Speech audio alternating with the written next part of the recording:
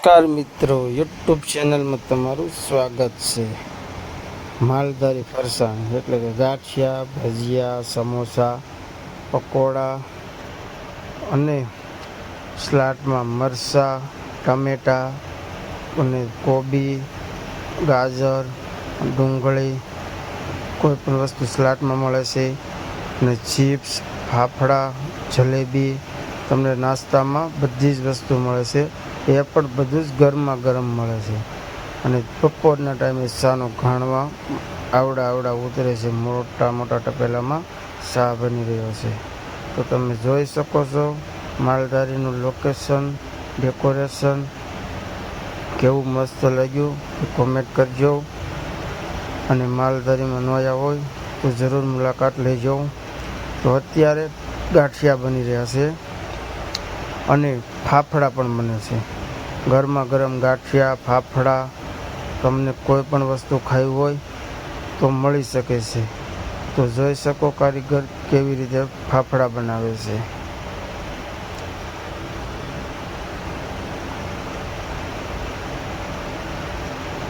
તો કંઈક આવી રીતે ફાફડા બનતા હોય છે. જો કેવી રીતે ફાફડા બનાવે છે. આ છે અમારા માલધારીના શેઠ બાંભા સાગરભાઈ.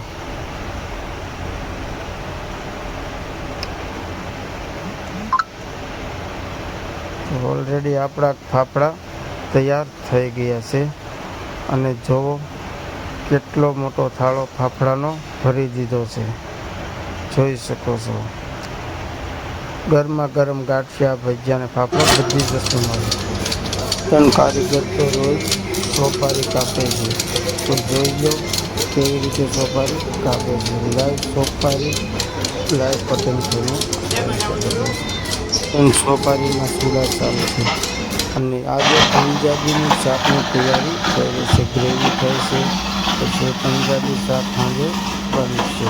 સાંજની તૈયારી ચાલુ થઈ ચૂકી છે. તો આ બાજુ કઢી ખીચડી બને છે. સ્પેશિયલ માલધારી હોટલની રવિવારના સાંજે બને છે કઢી ખીચડી. તો અત્યારે આપણી કઢી ખીચડી પણ બની ગઈ છે. તો જોઈ શકો છો અત્યારે આપણી કઢી ખીચડી બની ગઈ છે. સ્પેશિયલ માલધારી હોટલની કઢી ખીચડી સાંજે રવિવારે સાંજે જ મળે છે.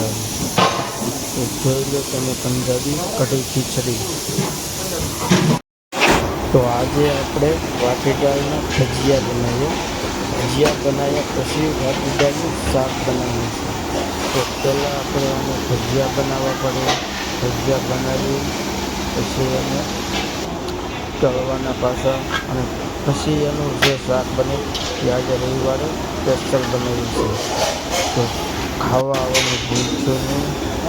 જરૂર ને જરૂર આવજો રવિવારે. આગલા રવિવારે પણ કંઈક અલગ જ શાક બનશે. અને પંજાબી શાક દર રવિવારે સાંજે હોય જ છે. તો આપણા શાક અત્યારે તૈયાર થઈ ગયું છે. સેવ ટમેટા, ઢોકળી, સ્પેશિયલ માલધારી અને વાટી દાળનું શાક. તો જોઈ શકો છો જો સારો લાગ્યો હોય તો લાઈક, શેર અને સબસ્ક્રાઈબ કરજો. અને વિડીયો ન જોયો હોય તો પૂરેપૂરો જોજો. આવા નવા વિડીયો અમારા આવતા રહેશે. ભૂલશો